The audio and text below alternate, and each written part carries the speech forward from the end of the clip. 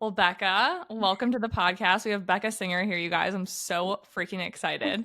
Hi, everyone. I'm super excited to be here too, Delaney. So nice to actually meet you in person or on this podcast. I know. I know. You guys, I'm obsessed with her. Like, you don't understand. I feel like I have like a girl crush online that I'm like meeting. I found her on TikTok and she does these amazing like styling pictures and videos where she'll do like what I would style for like ex celebrity or influencer, and all of them are so on point, and I'm like, "Oh my gosh, like I need to get famous." And like just have you as my stylist and like bring you around everywhere. I, It's gonna happen. we're gonna manifest it right now. I agree completely. So thank you for saying that. I'm having a lot of fun putting myself out there, and I feel the same way about you too. We talked about this a little bit, but I think your page is so cool. I feel like it's my daily dose of catching up with the news of the world and everything. And so it's really special to be here. I love that. I love it when people say that because for me, I feel like I'm just posting these videos that I'm like, no one is seeing this or cares. And then when people are like, I get my pop culture news from you, I'm like, thank you for saying that. Exactly. I know it can sometimes feel like you're posting into this like silo, but you're not. Mhm. There's a lot of people out there that like to see you putting yourself out there and like to support you and see you doing Mhm. something cool and different. So um, we're out there for sure. I'm watching. Thank you so much. And I'm out there. I'm your fan. I'm literally your fan club. Like every single time you post, it's so good. Everyone, if you aren't already following her, you have to go follow her right now. Like I'm telling you, it's insane. Oh, well, thank you so much for saying that. Okay, we need to know how you got started because you were just telling me you haven't been styling for that long, right? That's right. Yeah. So this is kind of a newer endeavor for me. I graduated college. I can give you like a little backstory on myself. Yes, give us all the deets. Yeah, so I graduated college in 2019. Mm-hmm. And since then, I studied film at USC in Los Angeles, which is where I'm based. And I was pursuing a career in entertainment and had kind of short stints, kind of experimenting with what I was interested in doing, Mm-hmm. stemming from like doing development. I tried screenwriting. I worked in production at a studio. And through all of it, there was like one consistent thread, which was creativity and like storytelling and trying to put myself out there to meet people. And that was always really consistent.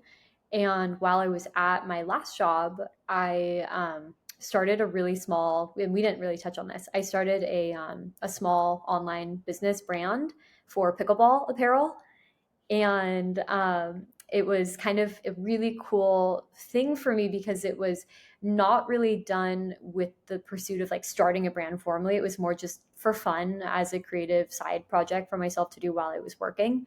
And it took off on TikTok and kind of showed me that there was this opportunity out there to, like I said, put myself out there and have people show up and kind of find it interesting and relate to it and support. So I left what I was doing at that job and started pursuing that brand full time. And Wow. um, yeah, that was a really cool experience. A lot of learning that I had to do for how to actually like manage a business Yeah, and I'd imagine.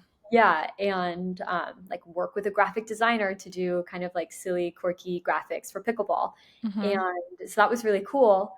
But at the same time, it wasn't exactly what I wanted to do. So I started posting a couple months ago in January on my side Instagram and TikTok styling posts. And it was really just for fun. I didn't really have, a goal of immediately starting to do styling for people specifically, but I did have an idea that I wanted to pivot from doing a brand to doing styling, and I thought that this would be a good opportunity to create a portfolio for myself.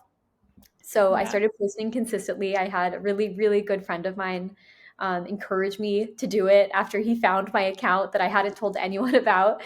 And he was like, you should do it. You're good at it. You love it. Just try it, see what happens. So I did. And long story short, I have stuck to it and am now starting to do styling for people. And it's been a really cool experience. Yeah. I feel like that's so crazy to hear that it kind of like I would have thought that you went to school for styling, like this has always been in you. Like where does that love for styling or for fashion come in? Yeah, so it's always been there, kind of as like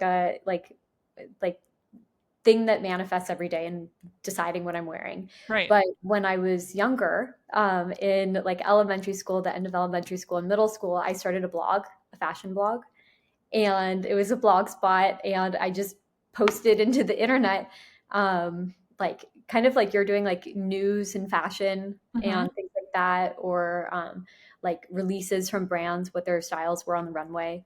And it was a really cool thing that I did that then I kind of stopped doing and kind of felt pulled into doing more like film and stuff like that in school.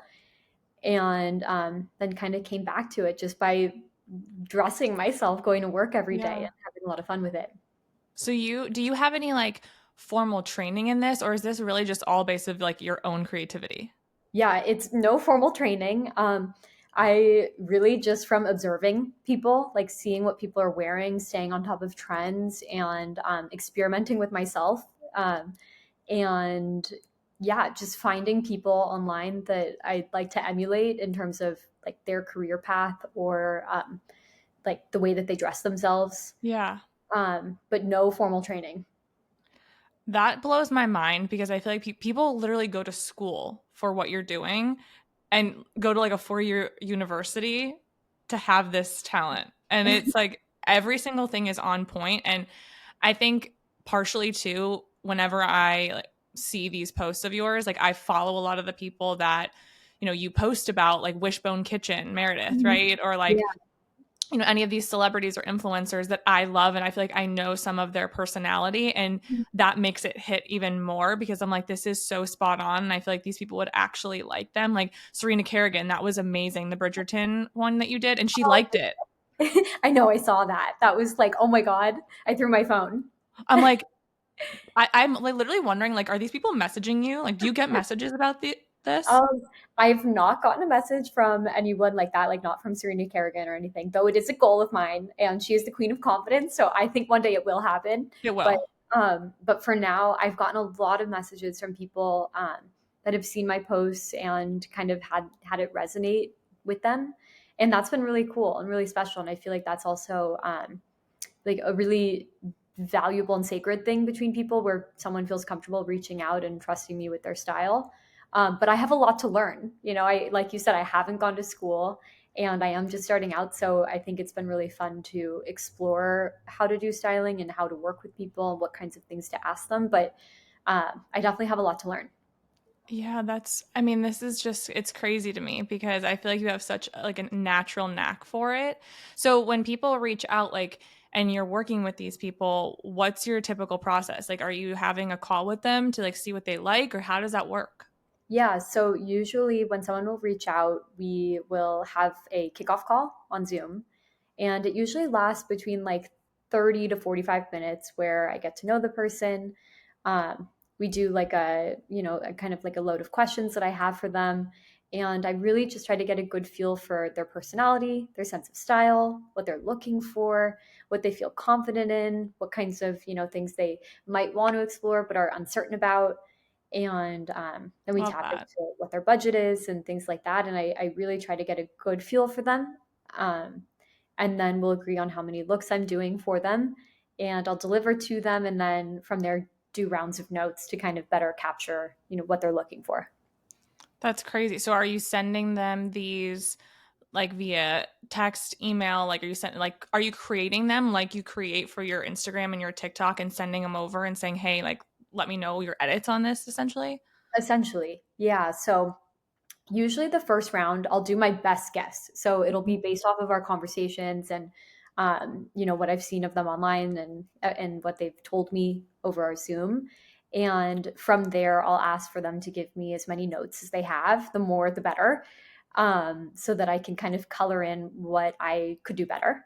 Yeah. Because obviously, I'm meeting someone for the first time. I don't know exactly what they're going to love, what they're going to hate. And so I'll take my swing, and from there, let that kind of guide me. Right. And yeah, so it's definitely a process, Yeah. and I'm trying to get better at it. And it's really helpful that people have been really patient with me, and also really willing to give notes and be Yeah. honest, and kind of go from there. Yeah, I feel like that's how you learn, right? Is like kind of like making those edits and like crafting it even more. But even if you were doing it, I feel like for 20 years, you're still going to have those people that like don't resonate with probably every single thing that you choose because you're not going to know every single thing about their personality or every single preference because you're not in their brain every day. But Yeah, exactly. And I think also, I think that like you said, will be true at any point in one's career. Like you see professional stylists that have fashion closets where people come and they do try-ons of like hundreds of things in a day. And that's that stylist who is a professional taking swings at what they think would look cool on that person. But ultimately, you don't know until you try. yeah. And that's a really cool kind of thing about doing it through social media and doing it online is that there are so many options that I can present to someone. Hmm. But it, there's the limitations of it being online and you have to go back and forth. Yeah. I feel like this is almost like your Devil Wears Prada type of like, you're getting a way, way, way watered down version of that, Like you're getting people, yes, they have like their edits and things like that, but they're not screaming in your face and like, you know what Right. I mean? You're not running, getting coffee for people. No. Yeah, exactly. And I thought about it. I did think about going down a more traditional path of working underneath a stylist and kind of being an apprentice to them. Hmm. And it's not out of the cards for me, but I also think that I'm learning so much by what I'm doing right now that I haven't like really Needed pursued it to. beyond that. Yeah. Yeah. So what would you say is like your dream? Do you have a dream job with this? Like, would you want to be one person stylist or like multiple person? Like, what does that look like for you? Yeah, so I was thinking about this. I think like my goal is to somehow create a hybrid. I think that I really enjoy people reaching out and finding me and finding like pieces that they feel they would look good in. And so I don't want to stop doing that and styling Yeah. just people that have found me. But I do also have, pursuits of wanting to style like Serena Kerrigan or, Hmm. kind of stepping into that world of influencers and celebrities as well. Yeah. Um, so I don't know exactly. We'll see where that takes me, but my goal is to strike a medium between both. Yeah. Who would be like your absolute dream to style one day? Yeah.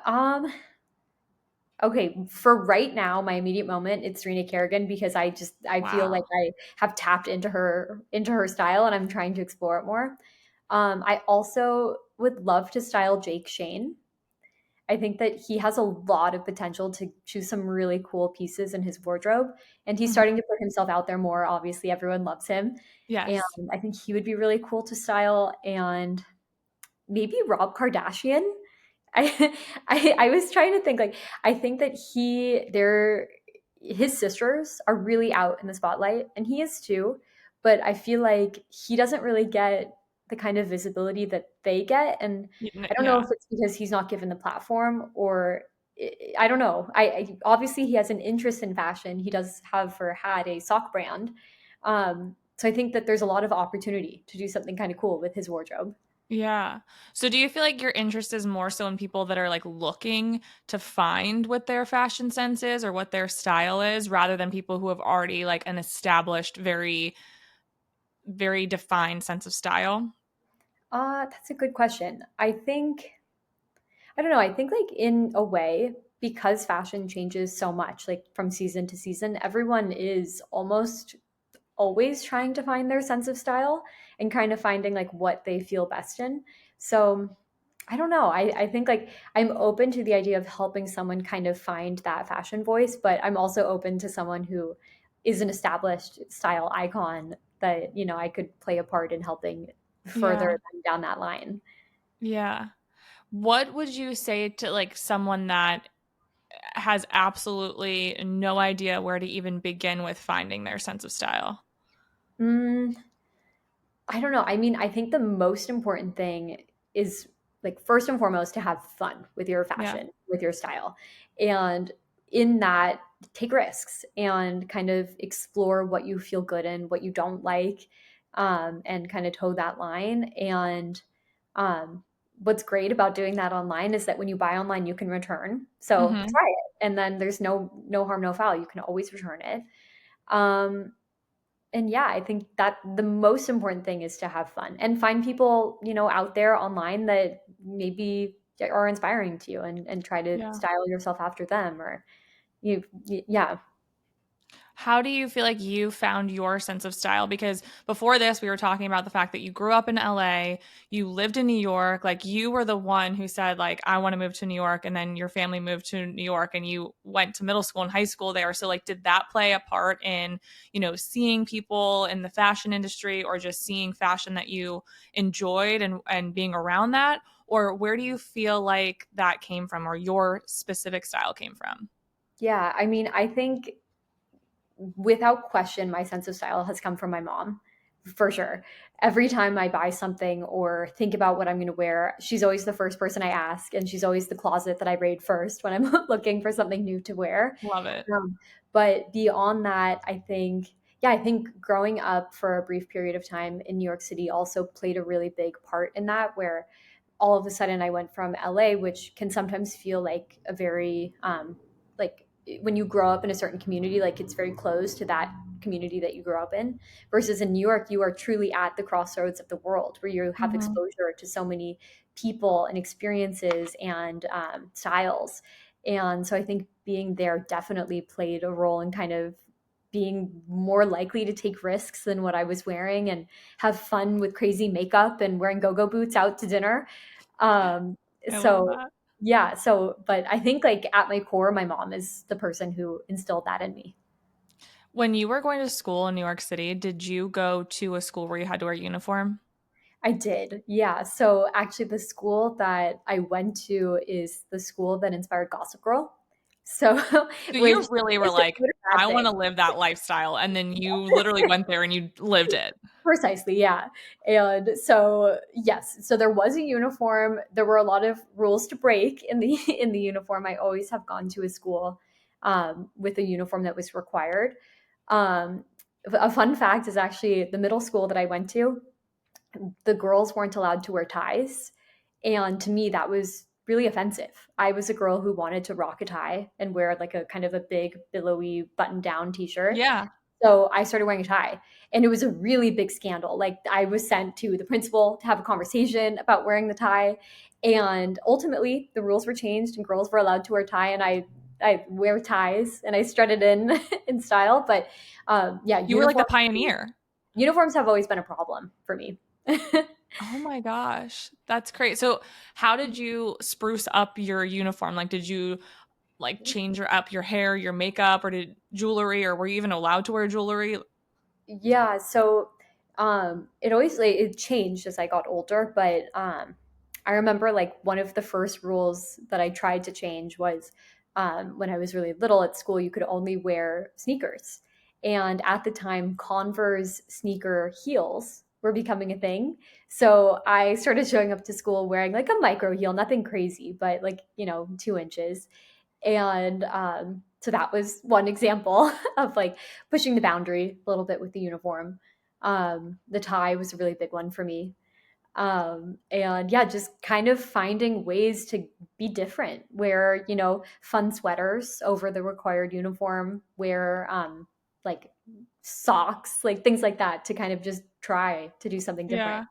Something, yeah, to like spice it up a little bit. My fashion rebellion was, um, do you remember like Sophie shorts? We know, what are Sophie shorts? Oh my gosh, you're blowing my mind right now. Okay. Sophie shorts were just like lounge shorts. Like they were Okay. just like lounge shorts, but they had the brand like on the tag and it said Sophie shorts. And I feel like everyone was wearing them to like, I don't know, the football games or just like on the weekends or whatever. I mean, they were nothing special, but they were popular. Yeah. And the thing would be to like tuck the Like do top the of it. roll. Yeah. hmm And I was in theater and Oh, I came out on stage one day and I had them like super tucked during like a rehearsal. And the drama teacher was like, everyone has to untuck their shorts because, then they're like kind of booty shorts, right? right. And so I was like, okay, like I'm not doing that. So I tucked them inwards so it Oh didn't my look god. like the outside was tucked, which was kind of stupid. Like you No, know. it's incognito. No one would know. And this is the worst part. She came up on stage and untucked them Are for me. you kidding? Oh my god, that's crazy. Like in front of all of the students. It was Wow. so embarrassing. It's Oh like my gosh. singed in my brain. Oh, wait, were you the coolest girl after that though? I feel like that's like a like something like after that, it's a badge of honor. Maybe, but I did not know about Oh it my if I god, that's was. horrible. I was so embarrassed. I'm Yeah, sure I that's took like horrible. other fashion risks. Like there's a lot of things that I did that I regret. Like, did you ever wear Bermuda shorts? Oh yeah. Those, yeah, with the sandals. Yes. Have Or you I seen those wore sandals? Sperry's.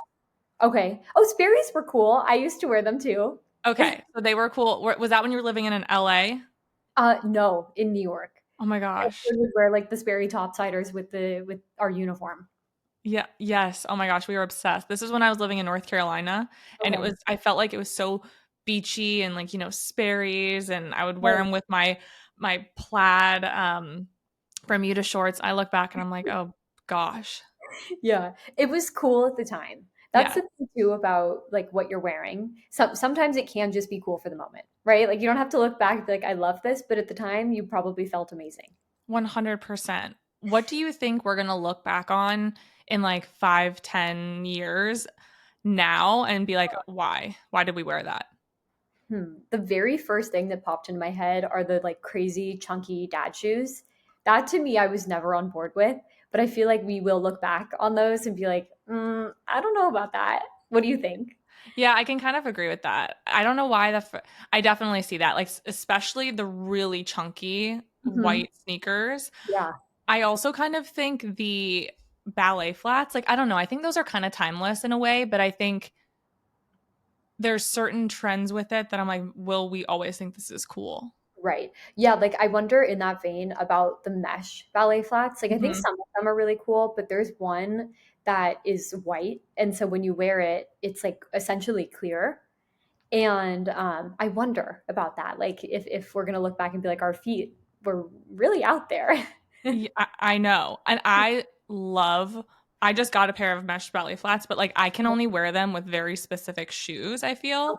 Or I mean, obviously there are shoes. Very specific pants. Uh-huh. Because my feet are huge, okay? I'm a size 10. So my feet look so weird in Oh, certain shoes. okay. So I have to wear them with really long pants or probably like a long dress or skirt. Mhm. But when I tried to wear them with these shorts, I had this vision. I was like, I'm Uh, gonna like do a graphic tee and like baggy shorts and like make it girly with these ballet flats. And I was right. like, I can't. No good. Yeah. But I at can't least do you it. tried. I Yeah. feel that too. I'm 5 feet tall, so I'm on the Oh my smaller side gosh. of people. And and I often will have an idea of something I want to wear and then I put it on and I'm like, I literally look like a pipsqueak. So I feel that. Maybe that's like the thing, ballet flats for you, chunky shoes for me. Because the chunky shoes I feel like made me look really short and like squat. Yes. So maybe that's our it like stems from ourselves. 100%. 100%. I feel like, and there's just certain things that I feel like certain people can't pull off. You know what I mean? And that's okay. I mean, I don't know. Do you feel that way? I mean, I think it depends. I think that people sometimes go into, choosing what they're wearing, thinking that something doesn't look good on them, and Mm-hmm. it styling and it takes styling it in the right way to really embrace the fact that maybe that's not true. Mm-hmm. And sure, like sometimes things are like this is just a no, but I don't think that means like blanket statement. Everything in that arena of clothing doesn't look good. Yeah, that's so true. I also can't stand it when like a friend or something will be like, I can't wear this. I can't wear this. I can't wear this. Like, Mhm. it's not going to look good on me. It's like, I just refuse to even try that. And I'm like, but trust me, like, I feel like it's going to look so good on you and you're not even giving it a try. And then they put it on and I'm like, that's adorable, you know? But Yeah, it's exactly. coming from their own mindset of not maybe feeling comfortable enough to like try it. Yeah, and I think that's what's really like an important thing to recognize about what people are wearing and how they're styling themselves is that people do come with that like, behind the scenes feeling of like I don't look good in certain things or I don't feel confident when I wear XYZ shoe. Hmm. And those feelings are valid, of course, But I also think there is a line where you can cross over and, try it, see if it works. If not, you maintain that. You don't have to wear it. But um, I think it's really cool and special, especially when I'm styling people, to kind of encourage just like little moments into trying something new and seeing the reaction. Yeah, and like getting them actually trying it and liking it. Right. Yeah, exactly. And it's a fun conversation, and it is very personal. And so, yeah, I have to be, really mindful of that and respectful. But you can also have fun with, pushing it just a little. Mm-hmm. Yeah, absolutely. I feel like there's probably nothing better than, you giving them that little like push of encouragement and confidence, and then they try it and they actually like love how it looks on them, and then they just feel that much more confident in what they're wearing and how they're presenting themselves. Yeah, yeah, truly. There is no better feeling. And that's with everything. Even when you have a friend that you're taking to your favorite restaurant, you encourage them to try something they've never Yeah. tried before. It's a cool feeling. Yeah, you're like, try the oysters. You're gonna like Yeah, them. I promise. This is like, oh God, no. Do you feel like you are styling for a lot of your friends or like people in your personal life asking you for recommendations all the time now? More so now than before. Yes, I do feel like people have become more confident reaching out and being like, "Hey, I'm going to this. What do you think about wearing this?" And that's been really cool. I feel like that's always also been the case for a couple of my girlfriends, especially. So it's kind of Mhm. fun to have that relationship translate into like helping them more. One of my Yeah. best friends is getting married, and I don't know like how involved I'll be, but I'll try to help her with like choosing some of her bridal outfits, things like that. And so it's kind of cool to see it now manifest into real life moments more so than just Yes. like text back and forth. Yes. Oh my gosh. I feel like that's going to be so overwhelming for me. Like picking, I mean, I'm not engaged, but like picking bridal outfits because Oh, there, I think there's going to be so much pressure on it because it's like you're taking pictures at all of these events and like you're going to look back on them. uh-huh. But I also feel like people do put a lot of pressure on it. And I feel like I'm going to in a way, but like, I don't know. There's so many bridal events. There's so many things you need white for, you know? I know so many, and it's yeah, like it's a really special moment. So you want to take your time, and Mhm. that's with anything, but especially with that kind of dressing, I think you need to try everything. Be open to different styles that you wouldn't normally try, and just be willing to like the theme of this conversation. Be willing to take the risk. Yeah, definitely. What would you how would you describe your personal style? Gosh, my personal style, I think, is I try to select pieces that I feel like will transcend trends. So of course, like I'll try to build, kind of like cool, trendy accessories into what I'm wearing, but I Mhm. always try to stay true to my like basic uniform of like a baggier jean or a cool top and a sweater. So my personal style, I think I would aim for it to be more timeless, where I Mhm. can look back and not be like, oh boy, what was I wearing? Mhm. And yeah, I think I try to be more timeless. I can And see that for you, for sure. Like when I look at all your videos and of what you're wearing, I'm like, wow, she's so like classic and put together and timeless and like this is so like you look so chic. oh, well, thank you. That can't be true, but thank you. I, Yeah, I think that's what's been fun about this too, especially styling people that I've not met before. It's pushed me to explore fashion in a way that I haven't for myself. yeah. And like kind of make choices that instinctively I wouldn't necessarily make for myself, but then I try it for them and it looks amazing. Yeah. And so that's been really a rewarding aspect of styling now, and also styling for like my posts on Instagram and TikTok. Like kind of recognizing what would look good on someone, what they would feel good in, and Mhm. using those pieces. Yeah. Okay. Yeah, I yeah, want to go back a little bit because you talked about your background in film and production. Am I remembering this right? yes, yeah, that's right. Like, where did that interest come from? I think growing up in Los Angeles played a really big part in it. And I have an older brother, and as we grew up together, he would make little music videos and different like short films in our backyard with our friends. And so it kind of stemmed from there. And then I started at USC in the linguistics program. And I took a class my first semester in film history. And it was just like a really thorough examination of films throughout time. And I loved it. And so at that moment, I was like, I'm transferring programs. This is what I'm doing. And I did. And it was really great. And I still love movies and TV, and I still, keep up to date with everything that's going on in the industry. But I think that my love of film really stemmed from just this love of like stories and creativity and Mhm. people kind of putting themselves out there and exploring themselves. And that also translates into style. Yeah. We are so similar. I was like smirking because I almost was a linguistics major and Oh, I wait, had a me too. film studies class and I was obsessed with it in high school that I was like, I want to do this in college. I Uh-huh. also am obsessed with just like film, like production, like all of the behind the scenes type of stuff. So I feel like we have such similar interests. Oh my gosh, I had no idea. So did you ended up studying film then in college? No, so I went to school for journalism, but Okay. my school is like was a very big journalism school. Like Matt Lauer Yeah. went there, which I know we don't claim him anymore, but like Yeah.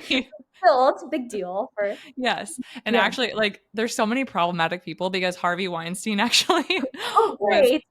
was a huge donor. Okay. And I think that there was like a building or something named after him, but they completely like tore it down and like I don't know, I guess gave him back his money when, the Me Too movement was happening. Right. But a lot of notable people went to my school for like journalism, and there was the news and info track, which was like broadcast journalism, and Mhm. then the strategic communication, which was like PR marketing. But I that was my route, but I feel like I had to do so many news and info classes. Like I wrote so many press releases, which I know is Mhm. PR, but then like I took so many classes on how to write news articles and like how to report. But I do feel like that's like such a love of mine and it Yeah. tied everything together. Yeah, well, I mean, you're still doing it now. Look at you with your posts. So it's just another form of doing journalism. Isn't it funny how everything just like comes back around? Yeah, it is weird. Like in the moment, you're like, "Wow, what's happening?" And then you come to this moment where you're like, "Wait, actually, there is a consistent thread here. Like the passion Yeah. has been there. It might have been dormant, or like you may not have known, but it's always there." Yeah. Do you feel like younger Becca would be surprised to see where you are now, or would it all make sense? Uh, no. I think that younger Becca would be surprised that she like went the film route because when I was little, I was determined to work in fashion. Like I had my Oh my blog gosh. and I was taking classes at FIT in Parsons in New York. Like I was determined. I thought I was going to be a designer, a fashion designer. And and then I don't know, somehow I kind of pivoted away from that for a brief period of time. So I don't think she would be surprised. I think she would be excited. Um, Do you, so did you have a good experience in your jobs out of college? I did. Yeah, I think I learned a lot. My first boss after graduating was wonderful. I learned so much from her. We did. I was working at a very small production company doing development with her, and I feel like I've taken away from each of my jobs like a different version of having a really good work ethic. And I think I've been really fortunate in that department, especially working in entertainment. Um, And so, yeah, I had a generally a good experience, I would say. I feel like it could go one of two ways in that industry though, because like you hear so many horror stories about people going into, you know, just like that industry in general and, being really stressed out or burnt out from the industry or not having good leaders. So, Right. you know, Yeah, it's I think that that does exist, unfortunately, a little mhm, bit. But I do think it's really important at the places that you're working to kind of find people that can mentor you and you can learn from and kind of create a support system as you do in your real life, having friends and family mhm, in your workplace. And so I think that I tried my very best to create those support systems within the places I was working. And so those are the things that I take away most strongly. mhm, But everyone has their moments, I think, in any industry, but especially in entertainment, of like strange things happening or coming across people that have very distinct personalities. mhm. Uh, but you live and you experience, and then you move on, and you don't give up the ship. Yeah, exactly. I mean, yeah, of course. Like that definitely stuff happens in every industry. Like I've definitely seen it and experienced some of it. And, I feel like just the way of the world is so different now with just like so many people being remote. And Mhm. I think our generation, or just like younger millennials, older Gen Z, are like paving a different course in a way. Like I think people are starting their businesses more. They're realizing that there's more opportunities and options for them than Mhm. there was before. Yeah. And I think that's been a really cool benefit of social media. And obviously, there's the opposite side that isn't always so positive. But I do think that people generally like supporting each other. And I think people like to see other people putting themselves out there and taking risks and Mhm. trying things and failing and then trying again and doing it better or differently. Mhm. And so yeah, I do think that that has been kind of cool in the transition from working to home is people have had at least a little bit more time to explore things that they're passionate about on the side and then find communities out there that like to see it and then Yeah. start to slowly pursue it more and more. Yeah, it's become way more normalized, which is so inspiring, because like you said, you had your blog, and like I had a blog too before it was cool, or before like lots of people had it. I feel like I've always been pursuing some sort of creative pursuit, and it sounds Mhm. like you have too, but now it's a lot more accepted, and I feel like that garners a lot more confidence in showing up, because then you meet like-minded people, you find the people that are right for you. Like we were talking about this before, I've met so many people. You said you've had a lot of people reach out to you. It just like makes this amazing connection with people all over the world. Totally. Yeah. And it just kind of keeps growing.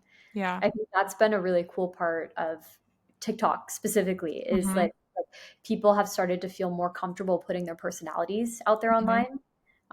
Instagram is a great resource and platform as well, but I do think it's now slowly starting to follow suit with people posting their personalities and their life experiences and things like that. But there it seems to me at least more like shortened versions and Yeah. snapshots versus TikTok is more personality driven Hmm.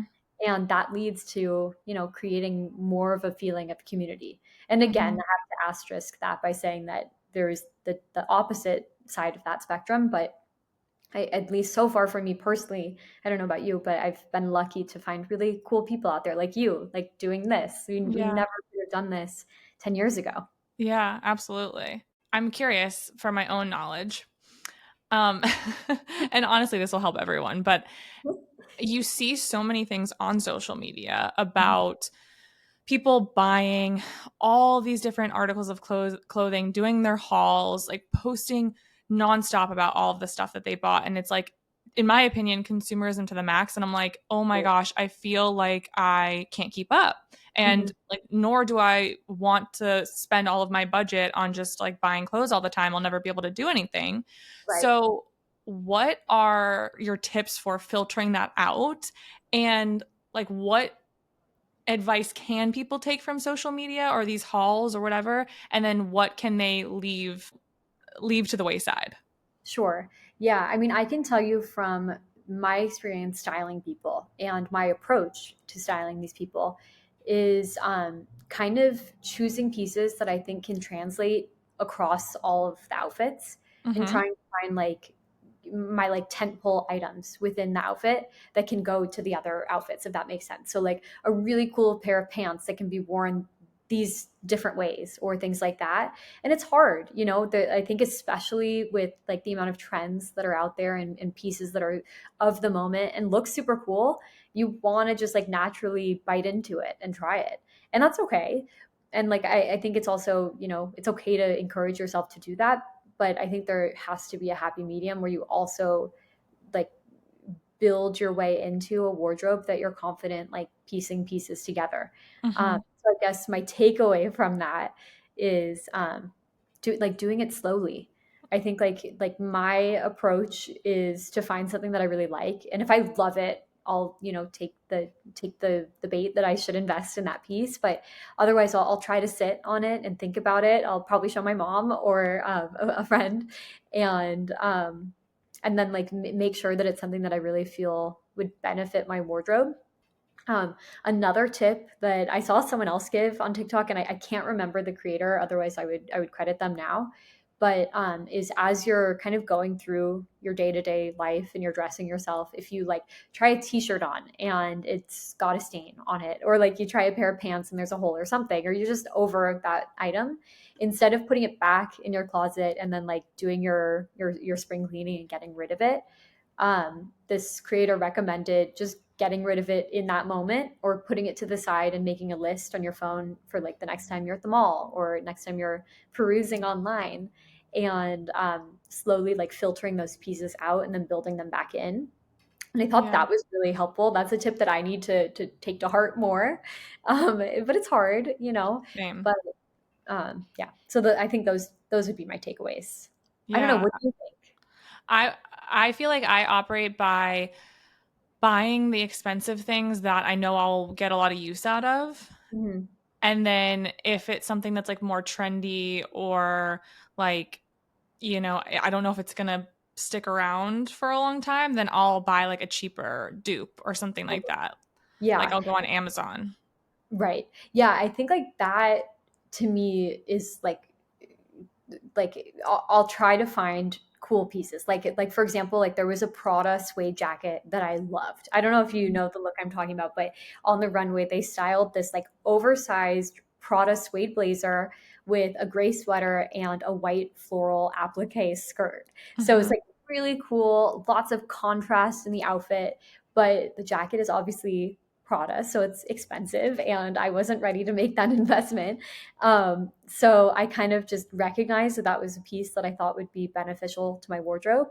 And the awareness of that, then when I was at Zara, I saw something similar and I bought that as an alternative. Yeah. Obviously, that can exist outside of Zara, but I think it's if you like a trend but you don't think it's going to be something that will last forever, it's okay to not make that like large investment and find alternatives that look similar but aren't quite as expensive. I feel like there's very few things that I feel like willing to spend a lot of money on. Mhm. But if I do, I know that it's something that I spend a lot of time thinking about, like you were saying, or I know that it's gonna like go with a lot of things, or it's gonna be something that like if I can't get my mind off of it, then I'm like, all right, like I can get this. It'll make me really happy and I'll have it for a long time. But like the mesh ballet flats, Mhm. I got them on Amazon, Yeah. like I got them on Amazon. There's Yeah. a lot of things that I get, or like sunglasses. Like I love sunglasses. I will buy a million and one pairs, but most of them I'm getting from Amazon. Like the most that I'll spend is like 60 to $100 because I've lost sunglasses before that were, a couple $100, and then I'm just mad at myself. Totally. That's all the time. Yeah, I agree that if you're going to make the investment on those special pieces, it should be something that you know is going to stand the test of time, like a really great special bag or a Hmm. pair of shoes that you can walk miles in and feel comfortable and confident in. And like there is something to be said too about trying a trend. Like let's say the mesh ballet flats, if you tried them and you loved them, and you wear them to death, and then you make that jump to invest in like a branded mesh ballet flat, Yep. but you can try it first and see. So smart. So smart. Okay. I have some rapid fire questions for you. Okay. I'm Are ready. you ready? I'm buckling my seatbelt. Okay. Okay. What's your favorite fashion trend right now? Huh. Okay, my favorite fashion trend right now, I think, is you asked for like rapid fire, and now I'm like, let me contemplate this. Um, That's everyone when I ask this, when I do rapid fire. It's like I can't think of yeah, anything. exactly. Yeah, I was still clicking the belt. I was a little distracted with the question. Gosh, though, my favorite trend right now, I have to say, like I'm really liking a baggier jean. And I recently Same. had on my TikTok, it's like overloaded my page, but I found these baggy jeans from Zara of all places, and I'm wearing them to death. And I think they are the coolest Oh my jeans God, ever. send the link. Okay, I will. Um, but yeah, I'm really into like a baggier, low-waisted jean. Same. I love a baggy pant in general. I Uh, just feel like it's so, I don't know. I feel like some people think it's not flattering or feminine, but I think it is. Especially Totally. when you have the right top. It's just so I love it. Yeah. I also was thinking, I feel like also like a flatter shoe. I don't know how you feel about flat shoes, but you just got the ballet flats even though 50-50 on them. Yes, I like a flatter shoe too. I'm really into like a chunky sandal right now. Like I have Mhm. like the Steve Madden ones that I think are like the fake Hermes, Oh but yeah, I I really like those. they're so cute. I know exactly the ones. I just tried them actually at the mall by my house. So, The only thing that's annoying about them is that I feel like I have to like curl my toes in a way to like keep the straps on. oh no, wait, because they fall off? Yes. Oh no. Okay, well Yeah, that's but I think that's just a me problem. I don't maybe. know. You know, sometimes I think about that too, if I'm being honest, like when I'm wearing just like a normal like Hopiana sandal, like if I'm walking too fast, they'll just fly off my feet. Yes. So, I know. I'm like, is this not like Bigfoot capable? I don't know. yeah, or Littlefoot. That's true. Yeah. Okay, what is something that you think is really cute, but maybe not a lot of other people do? Okay. Something that I love right now, and I just got a pair of them, are like a moccasin loafer. Hmm. And I actually think that that will become cool. So it's on my trends to watch list right now, but I don't know how everyone feels about them. Okay, I need to look. I can't picture this. I'll send you some pictures, but it's just Okay. basically like if you imagine a standard loafer, but suede, and usually Oh, there's like a little bow tied in the front. yeah, I Uh, love. I'm wearing them right now. I can't show you my feet, but I'm wearing them and I love them. Like I feel like $1,000,000 in them, and they're very comfortable. That's all that Um, matters, honestly. And you know what? Something about me is I love an ugly shoe. I actually was going to make a video about this, and I still probably will, but I'm oh obsessed with an ugly shoe. Like, if you think a shoe is ugly, chances are it's my favorite shoe I've ever worn. Like, oh my gosh. I'm upset. Like, I got these shoes for this event that Oh, I loved. I was like, this is the most unique shoe I've ever seen. And I showed it to some friends, and not one of them said they liked them. oh my But I gosh. was like, obsessed. I'll show you them after this. Yeah, I was just gonna say, what are these shoes? I love it. I don't even know how to describe it, but people were calling them Jesus sandals. Oh my god. They're basically like Birkenstocks, but they're like white straps and there's like kind of like holes in them and they Okay, have like this big silver buckle okay. and I just think they're the most unique things I've seen in a long time. I love it. They sound unique. They sound cool. You have to send me a picture. Because think about it, if you wore a black shirt and blue jeans and a fun shoe, Totally. Yeah. fun That, outfit. that to me, like if someone were to ask me what's like the first thing I notice about someone, and not in like a material way, but just like the first thing that I notice is someone's shoes. So it speaks to wearing like a cool pair of shoes. I don't know, Becca, you might say, Delaney. Put those to the side. No, I don't think so. If you feel good in them, that's what matters first and foremost. That's so true. I'm glad you think that because Yeah. But send me the picture. I'm going to after this. Okay. Okay, what is your guilty pleasure? Honestly, TikTok. Like I'm on TikTok and Instagram, social media a lot. I Same. I I like put that towards it's also research, but it is also like it's a treasure and a pleasure. Like I love being on there and like seeing what people are doing and what they're posting, what they're wearing, where they're going. Um, so that might be my guilty pleasure. Does that count? Yes, absolutely. I think it's definitely one of my guilty pleasures and sometimes too guilty because I spend a lot of Yeah. time. Yeah, we need those like timers where it's like 15 minutes, time to sign off the app. Yes, I did that for like a while and then I was just like ignoring every single time the timer came up. Okay. What is a pop culture moment that shaped you?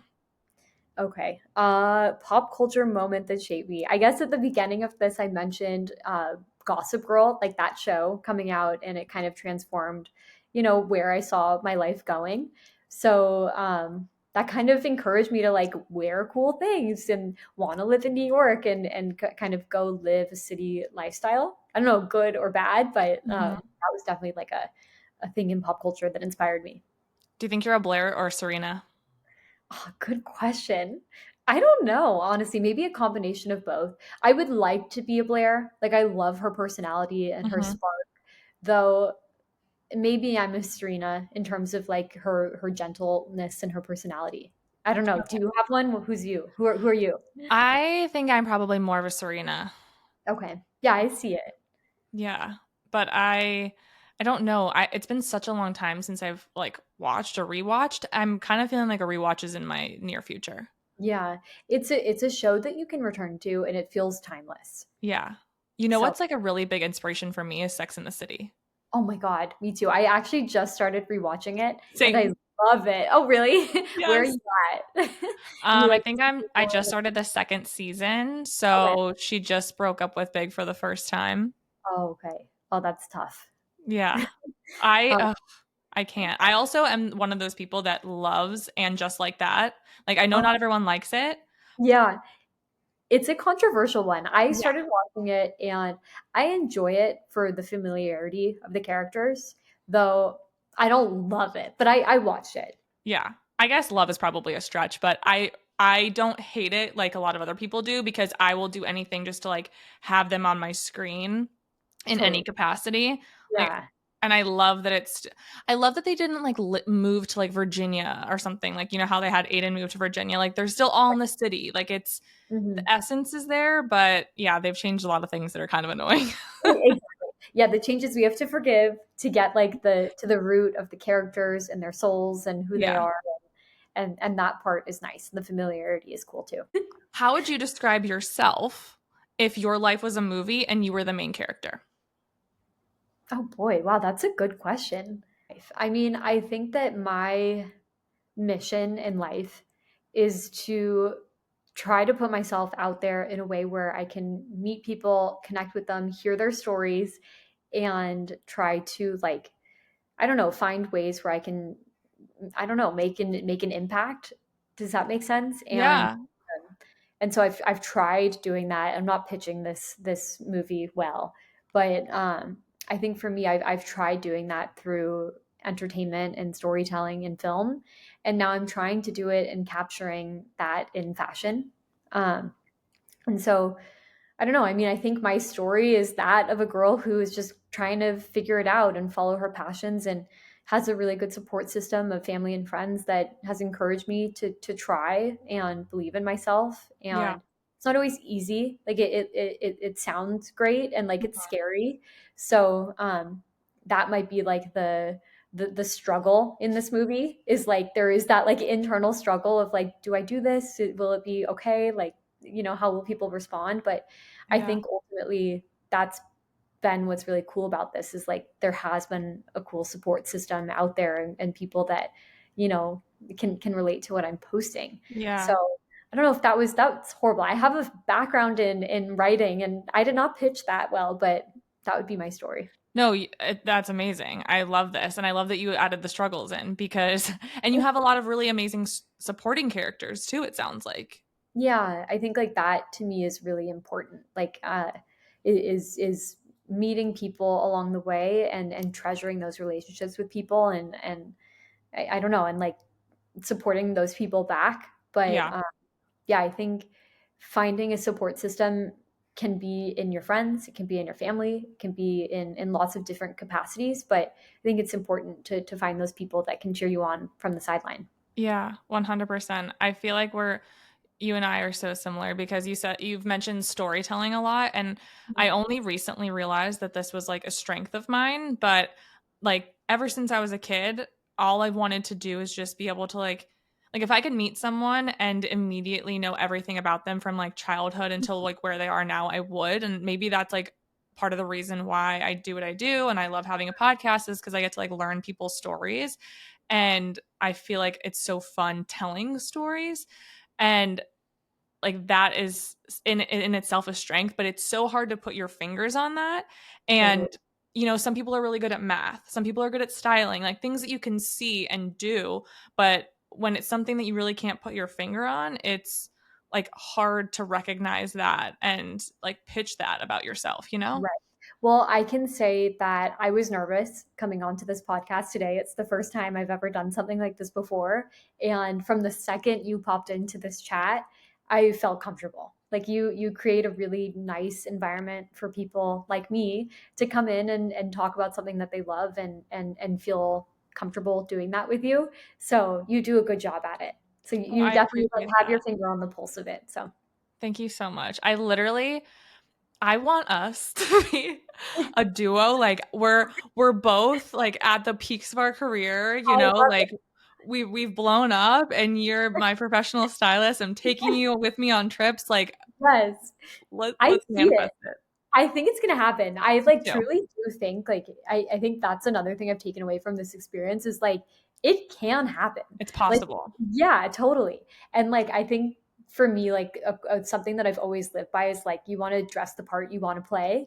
And Hmm. I think like if you just live the reality you want to live, it can happen. You just Yes. it takes time. Like you don't just blip there, but eventually you do and then it has happened and you're better for it. I love that you have that mindset because like I feel like let's be each other's like cheerleaders because I think like even in therapy today, not to get like deep, but So bring it on. I was talking to her and she was like, "You really beat yourself up so much." And I really do. And I feel like at the core, I know that it's possible and like I can achieve my dreams. And I think that about my friends. Mhm. But it's for some reason like I'm really hard and I put myself down. But you really do have to put yourself in those positions or in the mindset of like already having what you have. And it's so much easier to do that when you have people around you that like really believe in that and believe in themselves too and are talking the talk and walking the walk. Totally. Yeah, and it can be really scary. And I think like that to me has been a really important lesson to take away. And I'm sure it is for you too, which is like you're not going to be perfect from the start. And like your best version of perfect is the moment that you're doing it. And you Yes. just keep trying and you keep getting better. And even confidence, like you're not perfect right away. You're gonna feel like that moment of insecurity. But I think as you put yourself out there and as you kind of grow into who you want to be, the lie becomes the truth. Like the more Yes. you put yourself out there and posture is what you want to be, you'll become it. But it's scary. So I totally get where you're coming from. I'm in the same boat. Yes. I feel the same way.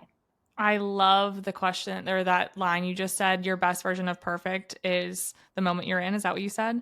Yeah. Love it. Well, it's true. I think like we hold ourselves sometimes to such like high standards Yeah. that it's almost impossible to meet. Like you can do it, but it takes time. And I think it's okay to give yourself that grace period of like, Hmm. I'm doing this. It's not going to be perfect, but I'm going to keep trying and I'm going to, keep failing maybe, and that's Yeah. okay. You just Yeah. keep trying. Yeah, absolutely. Well, you are absolutely amazing. I am your number one fan, Likewise. probably behind like your family, but like I am 100% your number one fan. Shout yourself out. Tell everyone where they can find you, how they can work with you, all of it. Sure. Yeah. Okay. So I can be found at Styled by Becca Singer on Instagram and TikTok. And feel free to reach out to me. I'm always here. I love to meet new people and help style you for any event or anything you've got going on in your life.